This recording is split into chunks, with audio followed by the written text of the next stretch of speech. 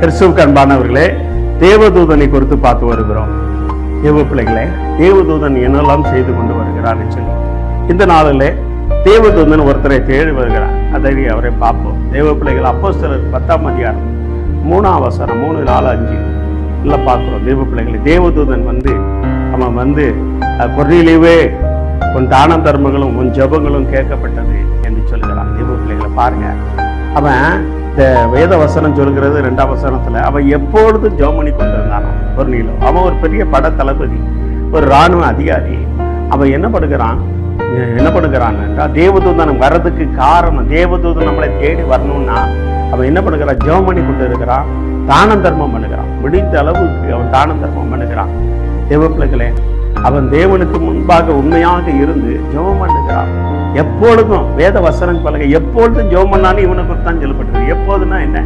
அவனுக்கு இராணுவ தளபதி, அவனுக்கு வேலை இருக்கும், குடும்பம் இருக்கு, எல்லாம் இருக்கிறது. அப்படின்னா அந்த வேலையை விட்டு வேலை நேரங்கள்ல, மற்ற நேரங்கள்ல குடும்பக்காரங்களை விட்டுட்டு பாக்கி எப்பொழுதும் அவன் ஜெபம் பண்ணி கொண்டு இருந்தான், தான தர்மங்களை பண்ணான். தேவ பிள்ளைகளே, நீங்க பாருங்க, அவன் அப்படி பண்ணவை தான் தேவதூதன் அவனை தேடி வந்தான். நீங்க எந்த அளவுக்கு தேவ சமூகத்துல எப்போது ஜெபிக்கிறீர்களோ, எப்போது உங்களால் முடிஞ்ச தான தர்மம் பண்ணுகிறீர்களோ, அவர்களை தேடி தேவன். இவன் பெரியவன ஆண்டவர் அறிந்தவன் இல்லை. தேவ பிள்ளைகளை, கடவுளை நோக்கி விண்ணப்பம் பண்ணி கொண்டு இருக்கிறான். அவ்வளவுதான்.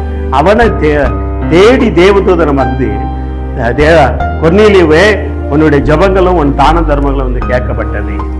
இனி இன்னார் வீட்டுக்கு போ, அவன் என்னுடைய வேலைக்காரனாகிய பேதுரு அங்க இருக்கு, அவன் உனக்கு இந்த வேதத்தில் உள்ள எல்லா காரியங்களையும் சொல்லுவான் என்று சொல்லி அவன் தரிசனம் பிரதட்சமாக காலையில 9 மணிக்கு இதெல்லாம் நடக்குமா ஐயா அப்படின்னா நடக்கு. தேவ பிள்ளைகளை, இன்னைக்கு நடந்து கொண்டிருக்கு.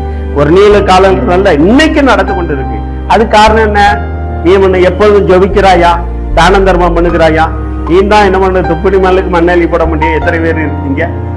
தான தர்மம் பண்ணணும். தேவ பிள்ளைகளை, தான தர்மம் பண்ணும்போது தேவதூதர்களுக்கும் பணிவிடை செய்கிறதா இருக்குன்னு சொல்லி வசனங்கள் சொல்லுகிறது.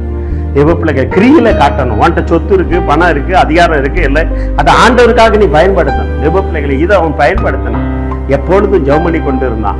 தேவ பிள்ளைகள், எப்பொழுதும் அவன் தானம் பண்ணி கொண்டிருந்தான். அவனை தேடி தேவதூதர் கடந்து வந்தான். அல்லேலூயா. இந்த வார்த்தை கேட்டுக்கொண்டு இருக்கிற தேவனுடைய பிள்ளைகளை, எப்பொழுதும் ஜெபிக்க வேண்டும் என்று சொல்லி உங்களுடைய வாழ்க்கையை ஒப்பு கொடுங்க. நேரம் கிடைக்கிற ஜெபம், முடிஞ்ச அளவு தான தர்மம் பண்ணுங்க. நீங்க தான தர்மம் பண்ணும்போது தேவதூதன் உங்களை நீங்க தேடி போல, தேவதூதன் உங்களை தேடி வருவா. தேவதூதன் சொல்லுவா, இன்னார கூப்பிடும்பா, இன்னும் ஊழியக்காரனை அனுப்பும்பா. தேவ பிள்ளைக்கு, நீங்க ஊழியக்காரரை தேடி போக வேண்டாம்.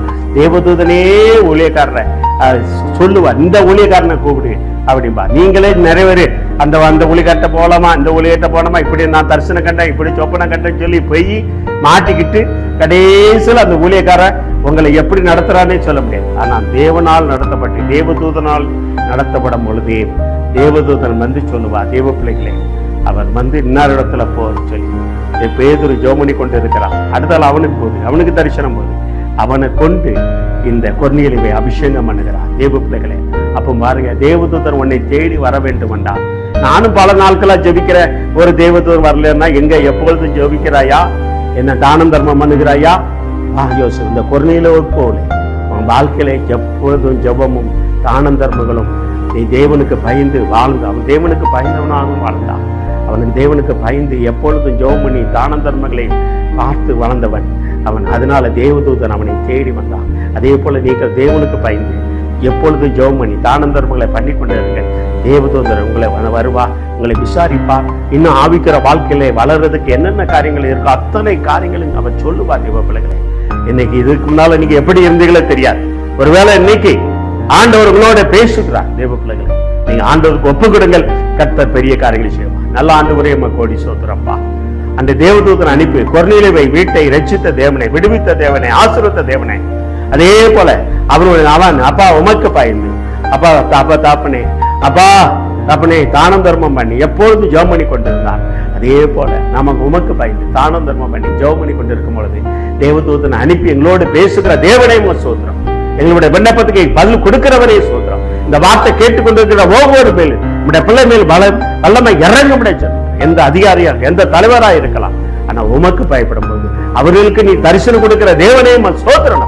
I like to come in name of Jesus. வழி நடத்துங்கப்பா, ஆசீர்வதிங்க, பேசுங்க இயேசுவின் நாமத்தாலே. ஆமென், ஆமென். God bless you.